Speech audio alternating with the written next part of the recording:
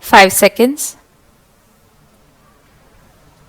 Mr. Vice Chairman, Sir, I rise to support the Plantations Labor Amendment Bill brought up by our government for our consideration.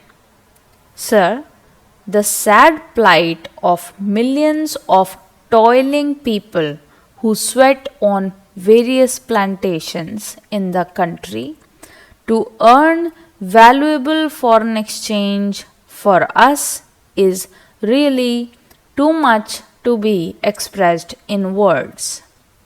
These workers live and work in most inhuman and pitiable conditions. These plantations include tea, coffee, cinchona, rubber, etc. And as we know, tea is one of the major foreign exchange earners for our country. But, sir, it is indeed most regrettable that notwithstanding a lapse of 34 years since our independence, these workers who earn crores and crores of rupees by way of foreign exchange have to live in most miserable conditions. They live in houses that are most insecure and collapse frequently, and when these workers die as a result of these collapses, their guardians or their dependents do not get even due compensation for the loss that they have to bear. Unhygienic living in distant and far-flung areas, compounded with lack of medical and educational facilities, make their life utterly miserable. These plantation workers have to live in abject poverty like slaves of their employers. And as we know, most of these plantations are still foreign owned establishments, last vestiges of the colonial rule, the British rule, and as I said, it is a matter of deep regret for all of us that despite enacting an act, the Plantations Labor Act 1951, we have not yet been able to effect any improvement in their conditions. I think the employers alone are not responsible for their miserable condition. We are also as much responsible as they are, because although we could enforce the enactment and we could improve their conditions much earlier, we have failed in doing so. Sir, on the 9th May 1973, this House, the Rajya Sabha, decided that a joint committee should be appointed to look into the desired amendment and put up a draft as early as possible for our consideration. On the 26th May 1973, the Lok Sabha also adopted our resolution, our motion, with the result that a 45-member committee, in which 15 representatives were from the Rajya Sabha and 30 from the Lok Sabha, was appointed to look into the matter. This committee was to submit its report on the first day of the 85th session of the Rajya Sabha, that was in 1973.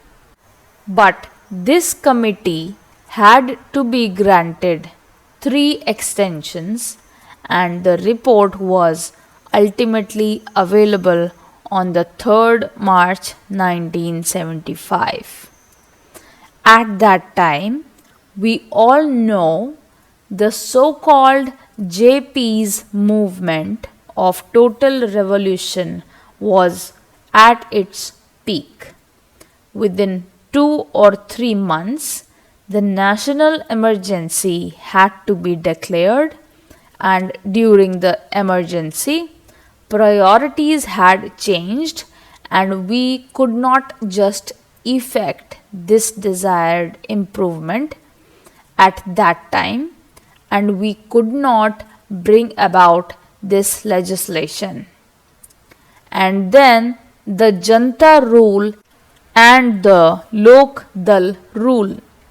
For 30 months they were in power, but they too, although they tried to pose to be the champions of the downtrodden and the workers, have failed to deliver the goods, and that is why today we are going to consider the report of that committee that was presented to the government in 1975.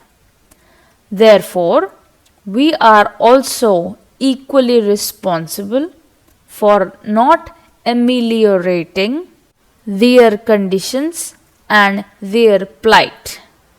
The committee had to consider 120 memoranda giving views and suggestions from various unions and associations, and 59 witnesses appeared before the committee, and that committee itself came to the conclusion that in various areas, even the barest minimum facilities such as arrangement for supply of drinking water, latrines, urinals, provision of qualified doctors had not been provided, though these amenities are a must under the Act. The Act has been there, but we could not enforce it. We could not implement it only because the employers did not want it. They did not want to give the workers due justice. Inadequacy of punishments that are awarded under the Act is one of the main impediments standing in the way of implementation of various welfare measures. Courts generally take a lenient view of the offences under the Act, and they let off the employers who are offenders with lighter punishment, which generally amounts to a fine of rupees 100. So, the committee suggested amendment to section 36 of the Act. An employer is required to provide these workers living accommodation, but generally, in spite of the fact that the government gives loans and subsidies to the employers for construction of houses, progress in regard to these constructions is very poor. As I said earlier, very unhygienic and insecure houses are there which these people have to live. Even compensation to the workers in the event of house collapse is not given.